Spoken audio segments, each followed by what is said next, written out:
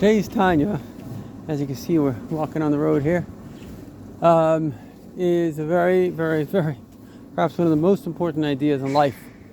And that is that we've been discussing that Tanya is based on the idea that there are two souls. There's a divine soul and there's an animal soul. And they have a conflict with each other. The divine soul wants, divine light, and the animal soul basically desires for her light, for her desires basically to be fulfilled. So you have this conflict. And we discussed that a tzaddik is somebody who the godly light is so strong that it converts the animal, and that's all that the person wants. Then you have a person that are called more of an average person, that body's desires are still quite strong, and they'll somewhat indulge in those desires to different degrees.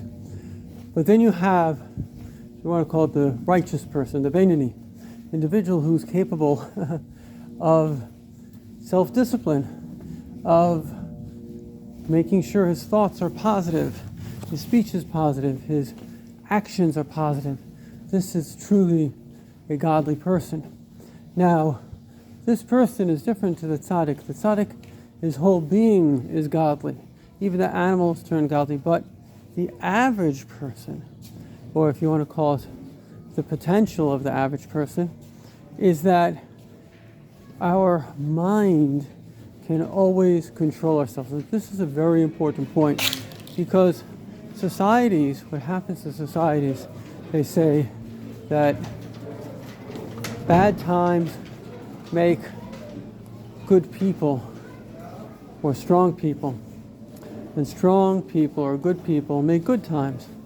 But then good people and good times create lazy people, and lazy people allow the animal soul to take over. And so now we're seeing this in the West, but it's just a phenomenon throughout all of history. When things are good, so then the animal says, oh, let me go into these sexual perversions, or, why does the government just pay for everything? All these stupid ideas that can't work. Simply, if you don't have enough children, you don't have a future. The government only gets its money from the people working, so that doesn't make sense. So all these kind of things, but basically it's just like an addict. They're not thinking. The desire has overtaken them. So the whole goal of life is to be able to control oneself, right? So we have our ideas, what is true, what makes sense, what's objective, and then we have our subjective reality, the things that the animal soul wants. And we can't say, oh, I'm not going to like, for example, perfect example of this is eating. We all have various food desires. You can't say, oh, I'm not going to want food, or I'm not going to like the taste of chocolate. However, a person has to control themselves. And the way God made us, unlike an animal, is that we can control ourselves. Now, this is true when it comes to anything for ourselves.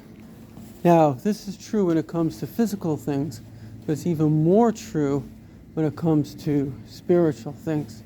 Because the moment you make a decision to do something good, it's not to say that there won't be a challenge from the body. In fact, spiritual things will be more challenging, because we have a Yetzer Hara, and the Yetzer Hara always desires that we should not do the spiritual things. It's an active force challenging us. But the very fact that we know that there's that force, and that we know that when we try to do the right thing, God comes and helps us.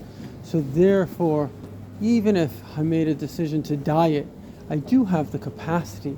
The people that say are addicted, it's not that they don't have the capacity to change, it's that their desire is for the addiction. They don't want to change, which is, the proof of that is when addicts hit rock bottom and they want to change, they can change, and they do change often.